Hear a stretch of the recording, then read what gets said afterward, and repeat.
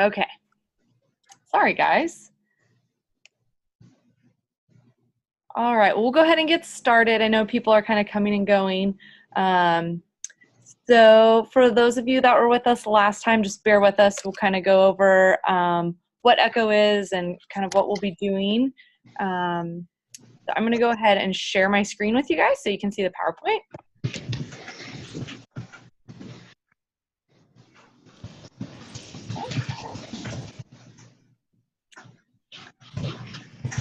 And so this is our second Echo in a series talking about status epilepticus. So this is 2 of 3.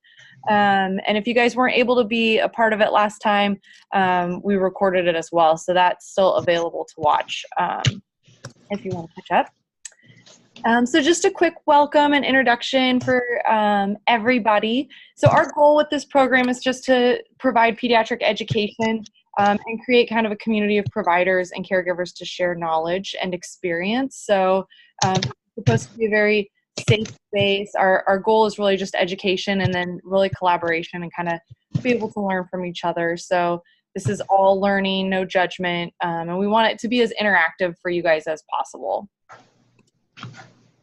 As I said, we are going to be recording this, so by participation, you guys are consenting to be recorded. And it's shared only through, it's a private YouTube channel that's only for healthcare providers that we share it with. So if you guys have any questions about that, please feel free to contact me.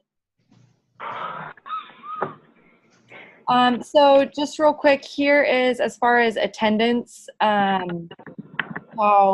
not only will you get credit for being here, but also if you are looking for CME or CEU, this is how you will obtain that. And once you set up an account, it's pretty easy. Just go in and basically claim that you were at the event. And then if you want to claim credit for CME, you have to do that by 11:59 today. And then also just to clarify this, for the time being, CME is only going to be for people who attended the live discussion. You can't get it just from watching the video. And then this is a disclosure statement from our CME office. And you get one hour for this. So before we go into our didactic, for those of you who weren't here last time or didn't catch the recording, we'll do a didactic. And we're talking about focusing kind of more on treatment of status epilepticus in the ED. And then we'll have a case study following that, and that's where we really encourage everybody to kind of participate. So before we get started, if everyone wants to just go around and introduce themselves, I can. For those of you who don't know me, I'm Erin Montgomery, one of the coordinators for our pediatric outreach program. So I've met most of you, I think, via doing simulation at your facilities. Kamal, you want to go ahead? Yeah, I'm Kamal Abulabda. I'm one of pediatric intensivists, and I'm one of the staff on the PCOM team. Work with Erin and the rest of the PCOM team on our outreach team in Indiana. Samer? My name is Samer Abu Sultan. I'm one of the other intensivists in the PCOM team. Riyadh, do you want to introduce yourself real quick? Yeah, hi, it's Riyadh. Sorry, I'm in a loud place, so you guys may not hear me well. I'm gonna go back and unmute myself. I've been with the PCOM team since the beginning. Riyadh. And it looks like we have Emily. Want to introduce yourself real quick, Emily? Emily Green.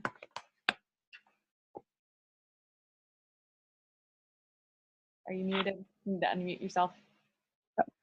Hi, I'm Emily Green. I'm the educator for the Community North ER. Okay, and then Michelle? I'm Michelle Russi. I'm one of the educators for Hendricks Regional Health. Great, welcome. And then it looks like we have Reed on.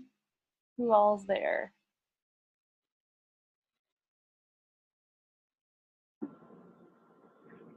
Reed? There's Lauren Pavlitich and Bethany Combs from Hendricks are also on. Okay, you got on, Lauren. Hey, it was a struggle, but we did it. And I'm very proud of Bethany. We actually would have entertained you. Yeah, if you would have seen us, it would have been a really nice beginning. So, Well, welcome. Thanks. And then who else? Who do we have on from Reed?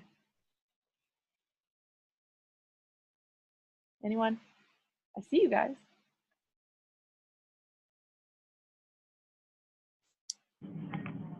Okay, can you hear us now? Yeah. Okay, good. We had to unmute both the computer and the phone. So this is Brandon, the educator here in the ED. We have Adam, who's a physician assistant here in the ED, and Michelle Rink, a night shift charge nurse. Awesome. Welcome, guys. Thank you. Thank you. And then I think we have,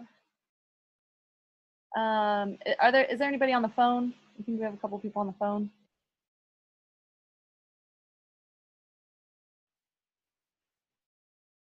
Michelle Brucey is also on the phone. Oh, okay. On the phone computer. Okay, gotcha. Okay. Anybody else?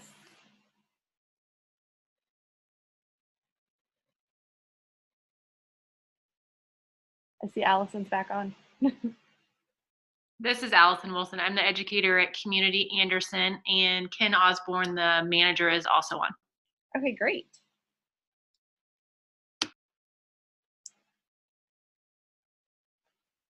All right, well, I'll go ahead and introduce, we have Elizabeth Weinstein's here with us today. She is a pediatric emergency medicine physician here at IU. She splits time between Riley ED and Eskenazi ED. And we are really excited that she is going to talk to us a little bit more about management and stabilization of status epilepticus in the ED. Hi guys, hopefully everyone can hear me okay. Yes? Success? Yes. Okay. Erin, since I can't forward slides or not, could we go back a second and then I'll just tell you the next slide? Sure will. You're the best. So as Erin said, I split my clinical time between Eskenazi and Riley. I was trained in both pediatric medicine, but I live really in both lands like the rest of you. So I live at Riley a lot of the time where all of the resources you can imagine are available to me, and then also at Eskenazi where our inpatient pediatric services are limited to a normal newborn nursery and at this point still a NICU. But there's no place else for these kids to go. So when we have sick kids, they get transferred just like they get transferred out of most of your emergency departments as well. Okay, with that being said, I thought we'd talk a little bit about seizure management. So I want you to just imagine that you're in your emergency department and EMS rolls in with the child who they say has been seizing for 8 minutes. And you don't have to answer, but I want you to answer internally to yourselves. 8 minutes, active tonic-clonic seizure movement. Is this status epilepticus or not? Okay, we can go to the next slide. So for many of you, your answer is probably not, and that's because traditionally status has been defined as either continuous seizure activity for 30 minutes or seizure activity with that is on intermittent seizure activity that doesn't resolve. So they have seizure activity, they don't quite return to baseline, they start seizing again, and that goes on for greater than 30 minutes. That's what we've all sort of been taught is status epilepticus. Next slide, please. But those definitions are changing and moving more towards what we consider a functional definition, where early or impending status is defined at the 5-minute mark. Early stage is 5 to 30 minutes. Late established is 30 to 60 minutes. And then refractory status, which we'll talk about later and why it matters later, occurs either when the seizure has been lasting for more than 60 minutes or if the seizure has failed to respond to adequate dosing of 2 different kinds of anti-epileptic. So those 2 things are important. One, that the dosing is adequate. So if you underdose, that doesn't count and it's not effective. So the right dose and 2 different kinds of anti-epileptics. So we'll talk more specifically as we go on about the different classes of epileptics, but it has to be 2 different classes essentially for this to count. So if you've been seizing for more than 60 minutes or still seizing despite adequate doses of 2 different anti-epileptics, then you're in refractory status. And that changes the ballgame significantly in terms of our management. So why did they move to the 5-minute mark? Well, they moved to the 5-minute mark because seizures that last more than 5 minutes are, it turns out, very unlikely to abort on their own. So if you've been seizing for 5 minutes, the chances that you're going to stop seizing all by yourself is very slim. And more importantly, next slide, please. The longer a seizure lasts, the harder it is to stop. So as you get closer and closer and closer to that refractory status mark, stopping that seizure becomes more and more difficult, and that patient's life is in more and more jeopardy. Now, I don't think that I need to convince you that stopping the seizure matters. Lots of bad things happen when we don't stop the seizure. There's respiratory failure, there can be cardiovascular collapse, there can be profound neurologic injury, and even death. So stopping the seizure matters.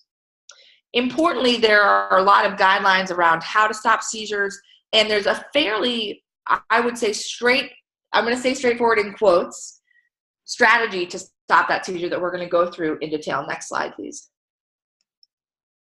So the American Epilepsy Society has put together evidence-based guidelines that we can all follow. What's nice about them is they really align with common practice in emergency departments and ICUs, and so this will not look like a departure from things that you already do, but I think is clarified in ways that makes it easier to follow and move forward with.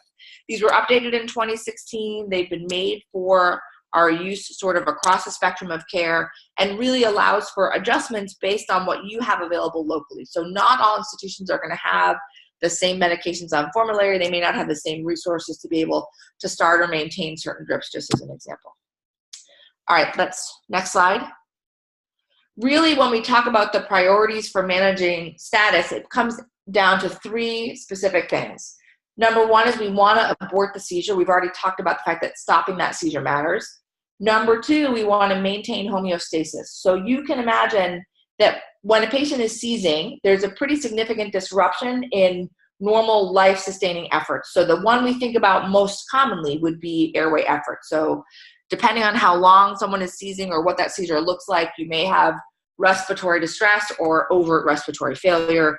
There can also be, like I said, cardiovascular collapse. And so during seizure management, in addition to working to stop the seizure, we need to make sure that we are supporting all of those life-sustaining efforts that the body usually takes care of on its own.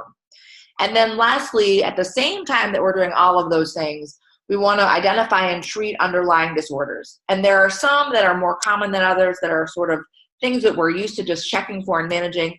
There are others that are a little bit less common that may require us to think more deliberately when we have seizures that are not stopping the way we expect them to in response to appropriate medication management. Next slide, please.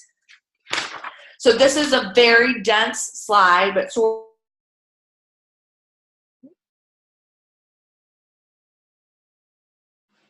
cut out there, Elizabeth.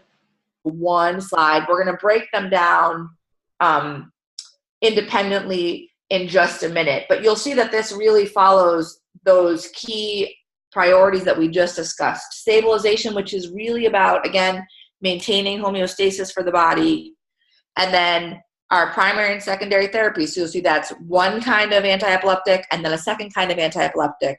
And if we fail with both of those, then we're going to move to management for refractory status. So that's the basic breakdown. All the way over to the right, there are some notes about things that we might want to be checking in the background. And again, those are to identify and treat reversible causes of seizure, things like hypocalcemia or hypoglycemia, or maybe some toxidrome, just as an example. And we'll get into that a little bit more shortly. Next slide, please.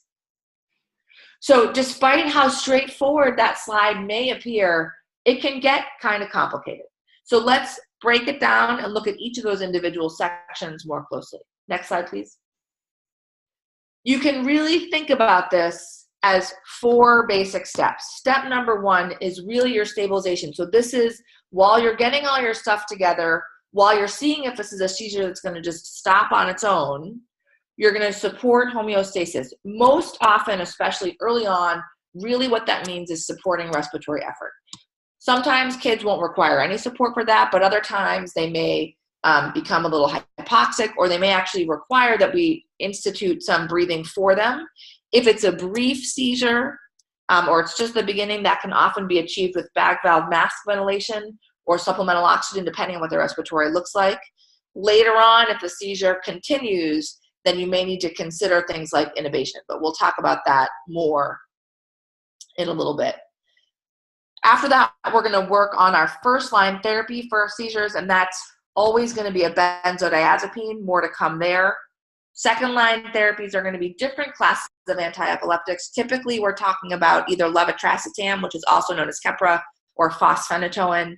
And then the third, once you've gotten there and things have not been successful, is when people get really nervous, appropriately so, because again, we're at refractory status. And in emergency medicine, we tend to think about that as sort of kitchen sink territory, which is we're going to try all the tools we've got to make this seizure stop. And we'll talk about that in detail in a little while.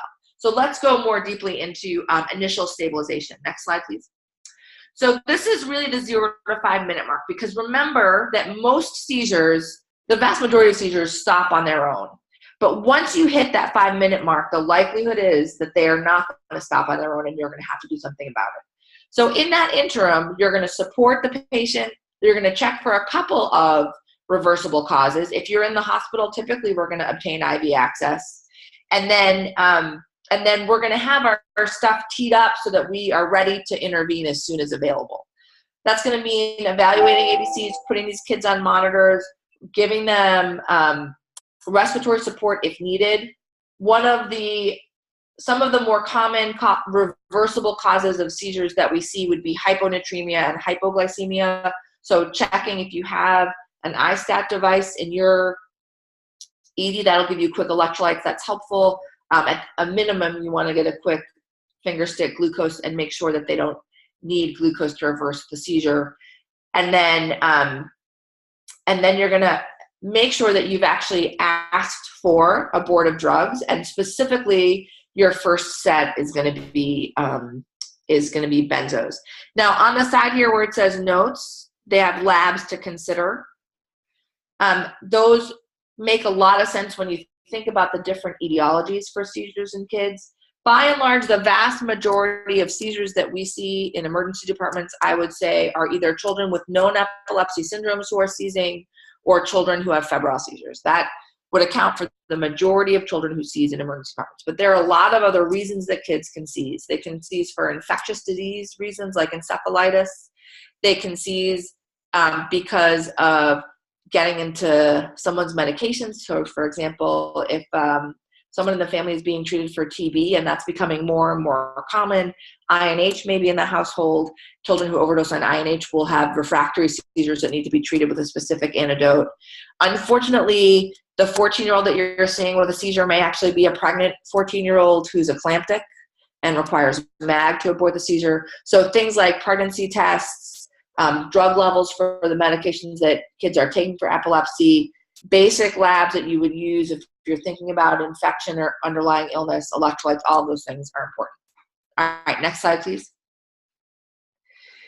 Again, your initial therapy is going to be supportive to maintain homeostasis while you're pulling out medications to abort the seizure if you need it, and thinking several steps ahead. So oxygen, suction needs to be available because sometimes these kids will vomit or just have hypersalivary events. You want to make sure you avoid hypoxia always in these children, always really in any child. So, but they can become hypoxic when they're seizing because of their respiratory effort. If they are not breathing adequately, then go ahead and move to bag valve mask ventilation. Oftentimes that's short-lived, especially if the seizure is short-lived, but you don't want to hesitate to provide that. IV access is important if the seizure is persisting. So getting IV access early is a nice idea. And then there's a note here about treating hypotension but not hypertension. So as I mentioned, there can be pretty profound cardiovascular changes when kids are seizing. Most often what we see in the setting of seizure, at least early on, is tachycardia and a little bit of hypertension. If that persists, you can start to see hypotension, and you want to make sure that you are responding to that because cardiovascular collapse can happen, and obviously we don't want it to. Now, that being said, there are some cases where the cause of the seizure is actually a hypertensive event.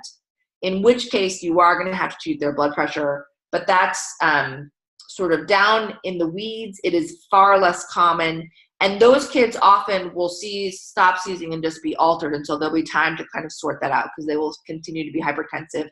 There'll be other findings to support that they're having a true hypertensive emergency. And then D is to check your dextrose and other electrolytes. Next slide, please. Okay, so as we mentioned, the first line management for seizures, and you all, I'm sure, are very familiar with this, are going to be benzodiazepines. Benzos. They exert their effort by enhancing the effect of GABA on GABA receptors, which causes neuronal inhibition. Next slide, please. So you can kind of see that here. Here's GABA at the presynaptic nerve, and then the benzodiazepine works synergistically with that at the GABA receptor to decrease neuronal activity. Next slide, please. So there are a lot of benzos, right? There's midazolam and diazepam and lorazepam, and depending how long you've been working, you have probably filtered through all three of those as your faves. Diazepam has often been considered first line because it was available rectally, so you didn't need to worry about whether or not you had access. You could grab it, administer it pretty quickly. There have been a lot of studies looking at this, which benzos are the best, what route of administration is the best. So you can do IV, you can do intranasal, you can do intramuscular, you can actually, you can do rectal, and you can actually do buccal, where they just kind of put the medication in the cheek. So which medicine is best and how should I give it? Lots of studies looking at this. There's one worth mentioning because it's what has really changed practice in the pre-hospital setting, and honestly also probably in a lot of ERs, and it's called the Rampart study. So they did a non-inferiority pre-hospital study where they randomized patients to one of two arms. They either received IV lorazepam or they got intramuscular midazolam, and this is for seizures lasting more than 5 minutes. And then they looked at time to abortion of seizure and then need for rescue medication. And what they found was that midazolam was non-inferior, or essentially just as good as lorazepam, in arrival to ED with seizure cessation and need for rescue. And in fact, if you really dive into it, midazolam is probably better. Now, interestingly, it took longer from the time of medication administration of the midazolam to seizure cessation than from the time of medication administration for the IV lorazepam to seizure cessation. However, if you looked at total time to seizure cessation, the midazolam was probably a little bit faster. And that's because of the time that it takes to actually establish an IV. Next slide, please. So again, there's about 1 million studies. There's Cochrane studies. There's huge meta-analyses. Which of these medications is best and how should I give it? The bottom line is there's a little bit of a choose your own adventure here, but there are some recommendations. Next slide, please. Oh, well, let's hear, before we get to that, we'll talk about the differences. So there are some recommendations which we'll talk about in a second, but we'll quickly kind of look at the differences between them. So generally speaking, diazepam acts pretty quickly. Its duration of action is not super long, but its half-life is very long, and it's probably the most associated with sedation and decreased respiratory effort. Next slide. Lorazepam takes a little bit longer to stop the seizures, but its duration of action is quite a bit longer. And then midazolam, which we don't have a slide for, also typically takes between 5 to 15 minutes to act, depending on how it's administered. And duration is 1 to 6 hours, so sort of in between. And it's but its elimination half-life is pretty short. So works well, works quickly, but doesn't last very long. Next slide. So which one is best? There's a lot of discussion around this. Honestly, it doesn't matter. Pick what you have and move forward. However, the general recommendations are, if you have an IV, lorazepam is probably your best bet. Most people know it, they're used to using it, they're used to the dosing, it's reliable, and it's long-lasting. If you don't have an IV, then midazolam is typically going to be the medication you're going to select, and most people will administer that either intranasally or intramuscularly. So easy to give without your IV and with reliable effects. In general, you're going to give a benzo twice, and if that fails, you're going to move to your second-line agents. Next slide, please. So this just talks about that in a little more detail. It gives you some dosing. So you give your medication, seizure persists. It's still 5 minutes later, you're still seizing. Go ahead and give a second dose and get ready to be administering another medication. Next slide, please. So when we think about treating status epilepticus, we generally want to think about doing our quick acting, so that's our first line therapy, and then a longer acting medication. And those longer acting medications typically work by different mechanisms and have a more sustained effect. They also tend to be far less sedating unless you're talking about phenobarbital. Next slide, please. So our second phase of therapy at this point in the game is really going to be either levetiracetam, again also known as Keppra, or fosphenytoin. Now, for those of you who've been doing this for a long time, you may be used to phenobarb as your second line agent, or phenytoin all by itself as a second line agent. We'll talk a little bit more about phenytoin in a second.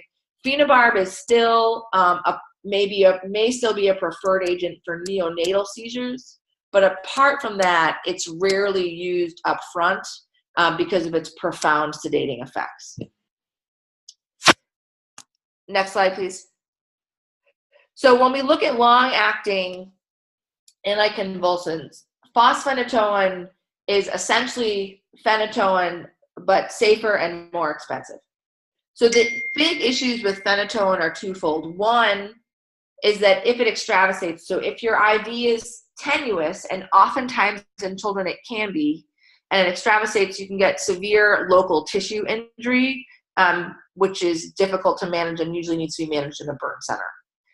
And then it also can have, because it's technically has antiarrhythmic properties, it can cause significant hypotension and other dysrhythmias. Fosphenytoin typically does not have arrhythmias associated with it, though you can see some hypotension. It's less significant, and extravasation is tolerated well. So really the only drawback for fosphenytoin is that it's a little bit more expensive, but it has become really the standard of care here in the US. Next slide, please. In terms of how the phenytoins and carbamazepine and valproact, they all act by prolonging the inactivation of the sodium channels. So benzos, GABA, and phenytoin, carbamazepine, valproate, sodium channel blockade. Next slide. The other second-line therapy option, which has become more and more popular in the last 15 years, is levetiracetam. The precise mechanism of action for this one is unknown, but there have been a lot of studies done in children suggesting that it is both safe and effective. Compared with fosphenyl or phenobarb, there are fewer side effects, and in fact, it may be a better choice for neonates, children with multiple organ failure, or children who are on a lot of other medications. It does appear to be as effective as other second-line agents, and there was just a study that was released that suggested that as well, and it's better tolerated overall. So at Riley, I would say in our ER, most of the time now, Keppra is our first second-line agent. Next slide, please. Okay, so now we've talked about giving 2 doses of benzo, giving a second medication. If the child is still seizing, it's time to really think about managing that airway more definitively. So early on, like I said, a lot of seizures will stop. Whether they stop because you've given them a benzo or whether they stop because it was less than 5 minutes, most seizures stop without us needing to intubate the child. Seizures that persist, and if you've gotten to your second anti-epileptic medication and the child is still seizing, you're going to need to take definitive control of that airway. Or children who become too sedated as a response to the medication they've been given, you're going to have to take control of that airway, and that means intubation. But your first line, again, at the beginning, is going to just do general airway control with bag valve masks to give them respiratory support. In general, if you have to intubate, you need to make the assumption after that point that you have not stopped the seizure, because the medications that you give to intubate, including paralytics, make it very difficult to identify ongoing seizure activity. More on that in a little while. Next slide, please. Okay, so we've given benzos ×2. we've given an adequate dose of either levetiracetam or fosphenytoin, and the child is still seizing, by our definition, that means that you've hit refractory status. And now it's really time to be worried because refractory status is incredibly difficult to stop. So by this time, I would say that you should have spoken either to the ICU at your facility or the ICU at a place where you can transfer the child. Generally speaking, once you get to refractory status, you're going to be looking at starting drip medications. So I will tell you that oftentimes in RED, we may, while we're working on getting drips, choose whatever we didn't use as a second line agent as a next agent. So if I did midazolam and then I did Keppra, I might try phospheny while I'm getting a drip ready. But generally, by the time you get to refractory status, you're looking at starting a drip to abort the seizure. There are essentially 3 different drips that can be used: pentobarb, midazolam, and propofol. All of those have problems associated with them. Pentobarb is very effective, but people tend to be less familiar with it, and people don't like to use things they're less familiar with. And importantly, it can cause pretty significant hypotension. So often kids who are on pentobarb require some sort of vasopressor to maintain their blood pressures. Midazolam, I think, is the one that people go to most commonly because they're most familiar with it, and it's sitting right there in their ER, and they may have already used it on the child before. And it's effective, I think, about 80% of the time, if I'm remembering correctly. And then lastly, propofol, again, is a medication that ERs are often very comfortable with, very familiar with. They use it for sedation all the time. The only concern with propofol for kids is that you can get propofol infusion syndrome, which can be a big deal. So if it's what you have, what you're comfortable with, what you're used to, it's a reasonable choice. It's probably not something that's going to be used long-term just because of the long-term safety for the child. But stopping that seizure is going to be what takes priority at that moment. Next slide, please. Here are doses for those medications. Next slide. Next slide. Okay, so we focused a lot already on maintaining homeostasis and then also which anti-epileptics we use and when. So just for repeat sake, benzo ×2. If you have an IV, do lorazepam. If you don't, do midazolam. If we're still seizing after that, you're going to add a second-line therapy, which is going to be either fosphenytoin or levetiracetam. If you're still seizing after that, you've hit refractory status, and now we're going to think about drips, midazolam, pentobarb, or propofol. But at the same time that we're doing all of those things, we need to be really mindful of what's causing the seizure in the first place. Keeping in mind that most commonly it's going to be a child with epilepsy or a child who's having a febrile seizure. There are a lot of other reasons that kids can seize. So hyponatremia can do it, and we more commonly see that in young children who've had formula dilution. So the parents are either trying to save money on formula and so mixing too much water with the formula, or they don't know how to do it right. Or you may have a child who's hypocalcemic, just as an example. But you also have to think about tox. So are there things the child could have gotten into from a medication standpoint that can cause them to seize that we actually have an antidote for? So for example, pyridoxine and INH toxicity. If you can give all of those other medicines in the world, and if you don't give pyridoxine, that kid's gonna still seize. Next slide, please. We need to consider whether or not, like I said, they might be pregnant and eclamptic. Hypoxia can be an issue. And then the other 2 issues that we want to think about very specifically are infectious etiologies. And if that child is still seizing, the better part of valor is to start broad spectrum antibiotics and a cyclovir early, and then trauma. Next slide, please. Okay, unfortunately, a lot of children who have status epilepticus will move from clinical status to what we call non-convulsive status, also considered sometimes subclinical status because it's not obvious that they're seizing.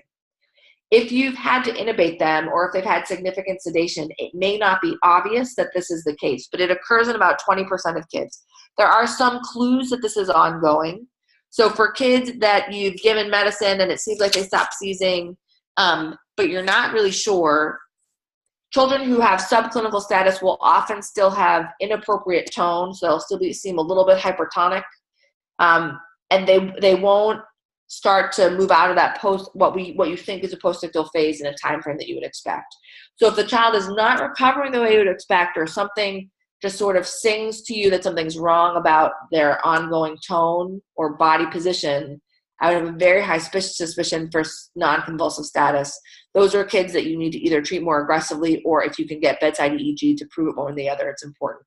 For kids that you have intubated, which now limits your ability to identify ongoing seizure, the general recommendation is to try and use short-acting paralytics during RSI so that you have more of a clinical ability to evaluate for seizure.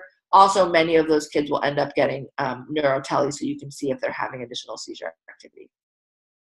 Next slide, please. Again, sorry, will you go back? Sorry. If the child doesn't begin to respond, you need to really think about subclinical status. Next slide. All right, so lots of information. The big take-home points. Number one priority, especially early on, is going to be to maintain homeostasis, and that really means airway support for most of these kids. It does not necessarily mean intubation, but for seizures that are prolonged or true respiratory failure or inadequacy, you're going to have to put a tube in. Your role for stopping the seizure really begins at the 5-minute mark. If they're still seizing, you've got to be proactive. Benzo ×2, phosphene or Keppra, and then you're going to move to your drip medications. Make sure the seizure is really stopped, and then evaluate and treat for underlying causes. That's all I've got. Happy to answer questions.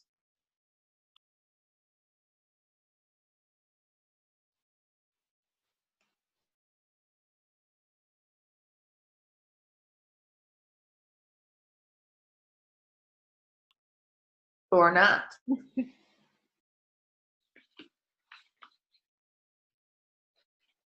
Can I ask, have you all been in situations where you've had to go to drips to stop seizures, or has that not happened in your shops?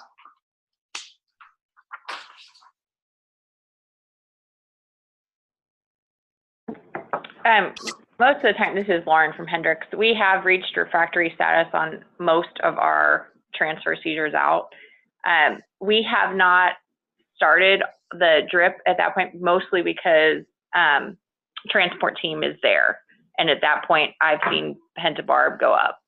So, or we've actually called and been ready to hang the pentabarb, and then the team's there. So I believe on one of them, I know that I called for the drip, and then we hung it with transport team. So we have reached that. And as far as like the non-convulsive state, that's also happened with our patients. One had a tonic-clonic in the beginning, and then by the time it had progressed, it became to where they were intubated, but they were having a very subtle jerk in their shoulder, and it was just one side. It was one shoulder, and it was a constant twitch that you could kind of watch. So that was how we told that, or could tell that they were still having seizure activity. And even after our we had given Ativan, that's kind of our frontline drug that we give. We typically, if we have it IV in, we do that. So we had given that, we had actually given Keppra, and then it continued. And like I said, it was a very mild, if you weren't paying attention, you might not have even seen the jerk occasionally. So. Yeah, those, I think they're just hard, and being really attentive to what seems normal in a kid and what doesn't is what's going to let you know that things are still ongoing. How long does it take you to get a pentabarb drip sent up to you if you order one? It would take probably a good, 15, 20 minutes. Just depends. Do they have to mix a midazolam drip for you, or can you just hang it? They would have to mix that as well. So same. But sometimes it goes a little quicker because we do have, in those type of cases, usually we call pharmacy or call an alert that triggers pharmacy to come to bedside. So we'll have a pharmacist there, and they will be in touch specifically with a tech that knows that anything we're doing on that specific kid at that time trumps everything else. So we usually do get them pretty quick, but it can still take a little bit of time. I think that just speaks to the idea of being able to think to your next step. So, I'm giving this medication. If this fails, what do I need next, and who do I have to have ready? And it sounds like you guys have a great system for that. Yeah. do you guys, I'm curious, it's Erin, as far as getting EEG at the bedside, is that something that's feasible for you guys if you're concerned that there's subclinical seizures or you haven't stopped, or do you guys, what's everybody's experience with that, just out of curiosity? For our pediatrics and our infants, no, we don't. We've never done EEG bedside. I'm not sure capability wise, just because I don't know personally, so I don't mean to like sound dumb, but like I don't know if there's a difference between the EEG techs, if they would do something different between peds and infants than adults, but we haven't had that capability here at RER. Mm-hmm. Anywhere else? We do not have that capability here at Reed either. Just curious. Yeah, at Community North, I've not seen it in the ER. I don't know whether once they go over to peds, if that's something that might happen, but not in the ER. Kamal, do you know, does Community North, do they have the ability to do EEG on the unit, or do they transfer those kids? In the ICU, you mean at Community North? Correct. Yeah, we had it back and forth. So, we had it for a while where the EEG was being hooked up and being read by the neurologist. Okay. But I think recently we have lost it again, so we don't have it readily available, if I remember correct. Okay.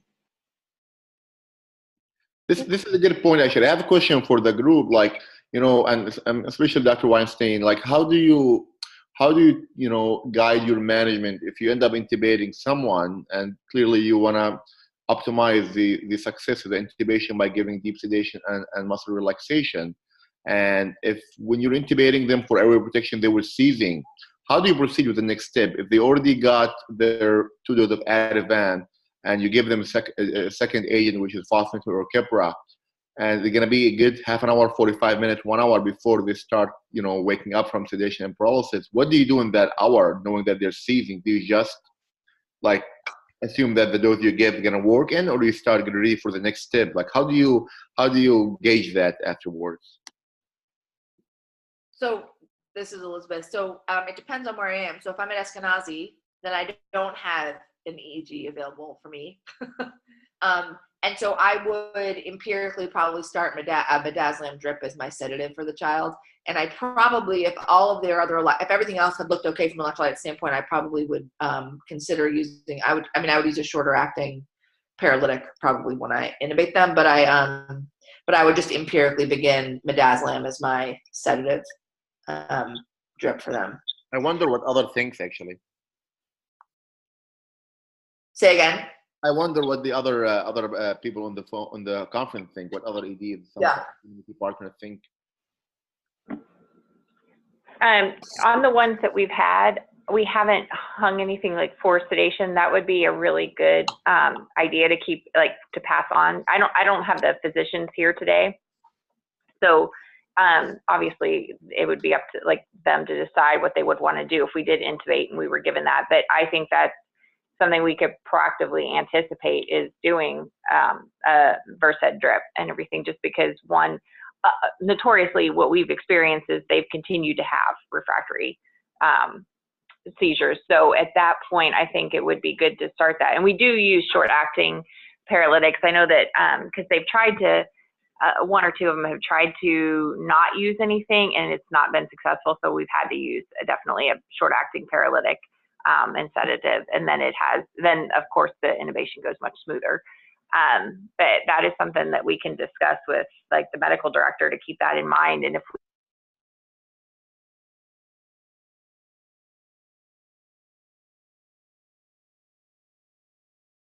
medicine or just the seizure activity, that most of the time we are ending up intubating these patients. So it would be really good to talk to Dr. Foreman, our medical director, about and having him discuss it with his medical team, that just anticipate that. And if we are going down that road, to have that drip ready for us.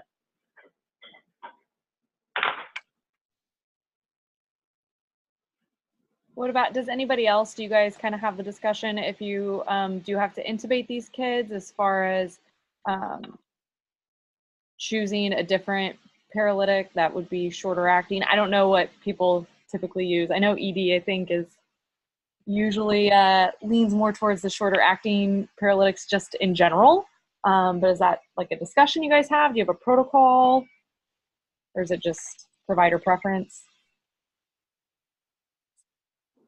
No protocol at Hendricks. It's provider preference. I will say ROC is the number one used, I would say, probably for most, for all the in pediatric innovations. Okay. So. Yeah.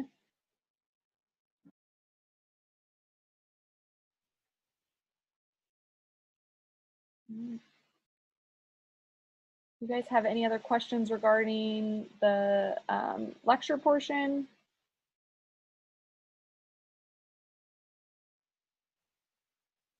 And everybody should have the little flow sheet that Elizabeth had when we came out to your guys' EDs. And if you don't, or if you need some, just contact me and I can get them to you guys. Okay. All right, so we're just gonna do, this is a pretty short case review. I also had a hard time finding a good status epilepticus case review in our transport stuff. So really just to kind of help facilitate some discussion, this is pretty straightforward, but kind of just reinforce what we talked about, and if you guys continue having any other questions. Okay, so you're getting a 2-year-old female, weight of 12.8 kilos, no past medical history, was found in bed that morning by mom seizing. Mom woke up to, the kid was in bed with her, and she woke up to her shaking, is what she said, and noticed that she had some circummoral cyanosis, and the family called EMS. So really a pretty significant unknown amount of time she's been seizing. So EMS got there, and initially they provided BVM with improvement in her color and SATs. And I think they were very close to the hospital, so they did not administer any medication and just took her there. Was this something that would show up in your guys' ED? Potentially? Yes, some of you may have seen this before. So I guess in thinking of some of the stuff Elizabeth talked about today, what's kind of our initial, the patient arrives seizing full-on tonic-clonic seizure. So what would your guys' initial management be? I know some of it's up on here, but.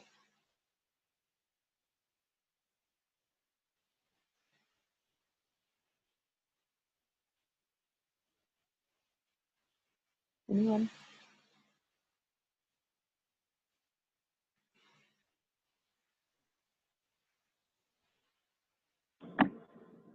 IV access? We would do all of those things. I mean, we'd have them on the monitor. We'd call our alert. We maintain their airway, continue bag valve for now, and just see if we could get it to stop before like pursuing anything further respiratory wise. But we'd also plan for CT scan, look at the whole body, make sure that what we're kind of dealing with. If we can get the seizures under better control. But I've actually taken them down there and done the scan while they're seizing and pushing meds too. So. Yeah, so we're still going to do our ABCs, and that was kind of a theme through the whole discussion today, because no matter what, we're still going to do ABCs. We need to protect their airway. And then, as Lauren kind of mentioned, let's rule out the stuff that's easy to fix, right? If they're seizing because they're hypoglycemic, then let's give them some dextrose, right? So getting labs and initiating IV, now I realize that's a lot easier said than done, and I'm sure everyone here has had this experience, but getting an IV initiated on a kid who is actively seizing, might have some sort of underlying illness as well, isn't always the easiest. So if we cannot establish an IV, what are other options to give meds? IO, IM, rectal. Yeah. And then do you guys, is anyone using intranasal Versed? Or have you guys seen it used, or is anyone? Yes, we have seen it used before. And, okay. Yeah. Anyone else? Is it something you guys have seen? We haven't seen that used here at Reed, or I haven't. Okay.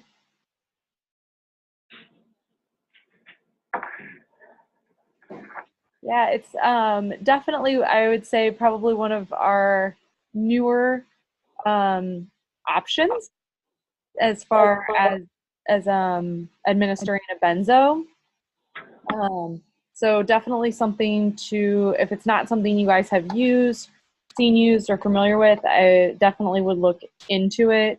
As far as just knowing the dosing and how to give it, probably require a little bit of education of the staff and making sure you have the atomizers to be able to give it. But it's a great option if you can't get IV access, or if you want to get a benzo on board while you're attempting to get IV access. So this kid had a normal glucose and normal electrolytes. Had a PIV initiated, had 2 doses of 0.1 per kilo of Ativan, and no change. So what are we going to do now? We got to do something. Stop these seizures. We usually go to Keppra next first for our first line. That seems to be a physician preference that I've noticed at Hendricks. So. Yeah, so we want to go on to our secondary therapy, right, on kind of our flow sheet of what we're doing. So administering an anti-epileptic drug, Keppra definitely seems to be the drug of choice. I know for most of the providers that we work with, that's our first line anti-epileptic that we give at Lifeline for our protocol, and then followed by fosphenytoin if we need a secondary one. Are most people seeing Keppra now? Yeah. Yeah. Yeah. Yeah. So, and it's definitely become more popular. Is anybody else still seeing like phenobarb or anything like that, or not really?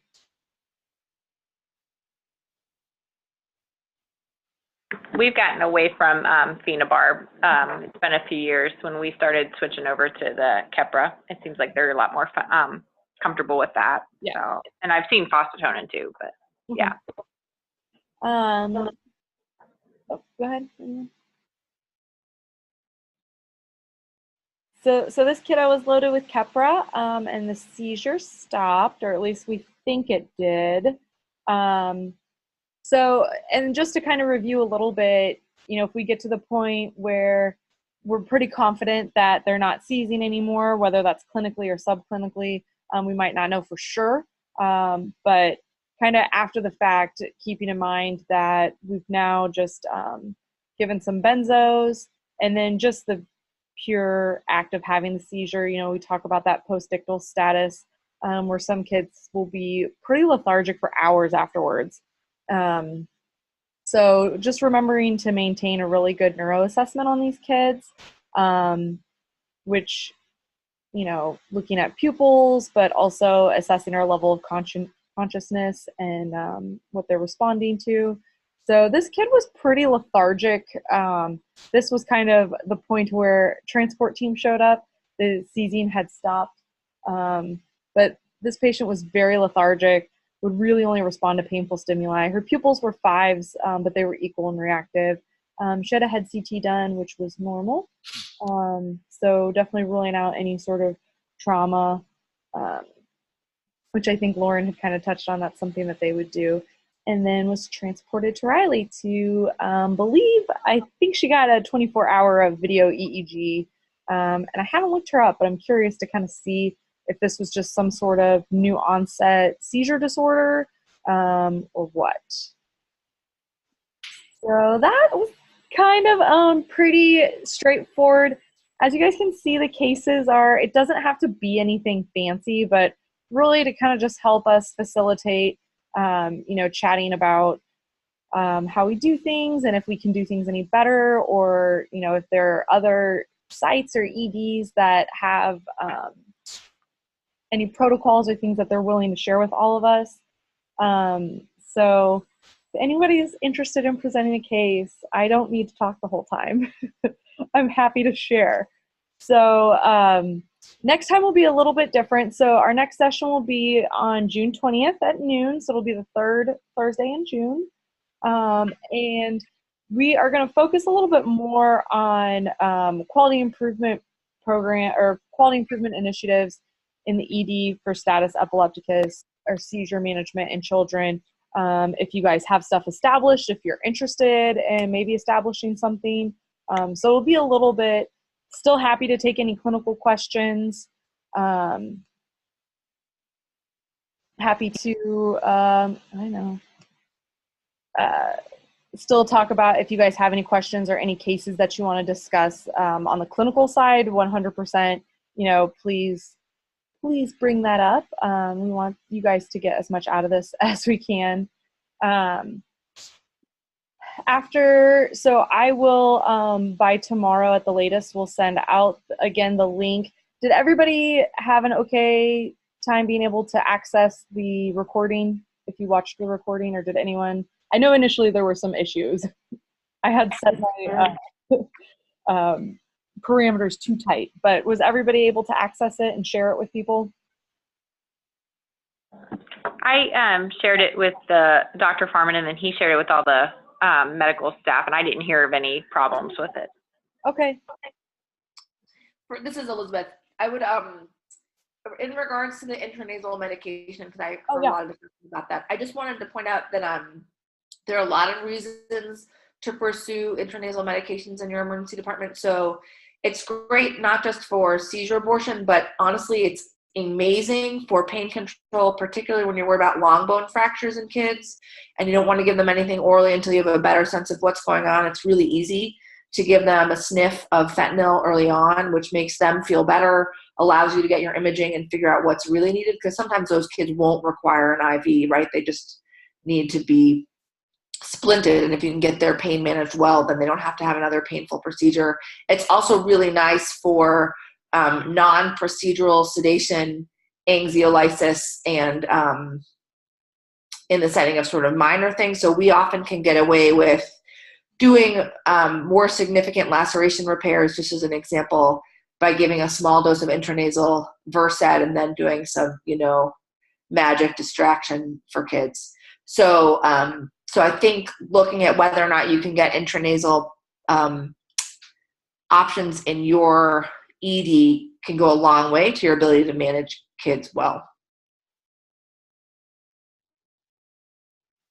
Thanks, Elizabeth. And if anybody is looking to for resources as far as kind of just establishing education, specifically with nursing, well, physicians as well, and administering, please reach out to me. I'm happy to help facilitate that. Erin, I would add one thing probably. I would encourage everyone on the phone call probably for the next goal is to think about what your ED will need the most. Now, after hearing from each other, how are things being done? What's the guideline? What's each ED specific characters and needs? Think about something that you really like to implement in your ED that we all can help with as a community of practice, whether a guideline or having a drip or Versed ready for refractory seizure, or having a different setup for certain medication. So think about certain things for seizure in pediatric patients in your ED that we all can improve probably in our ED at Triley and your ED as a group of community of practice. Thank you, Kamal. So I will send out the link for the recording, and please feel free to share with all of your staff in the ED, just like last time. And then I will also send out the link for the survey, the post survey evaluation. If you guys, it's really, really short. It's on SurveyMonkey. But if you guys could fill that out, and please provide feedback. We really, as you all know, this is only our second one. So we want each one to get better and make sure that we're discussing things that are relevant to you guys, and we don't want this to be a waste of time for anybody. So please fill those out. Does anybody else have any other questions? no questions from Hendrix. This is very, very good and very useful. So thank you very much. And if you guys think of stuff after the fact, everybody should have my contact information. Please do not hesitate to reach out.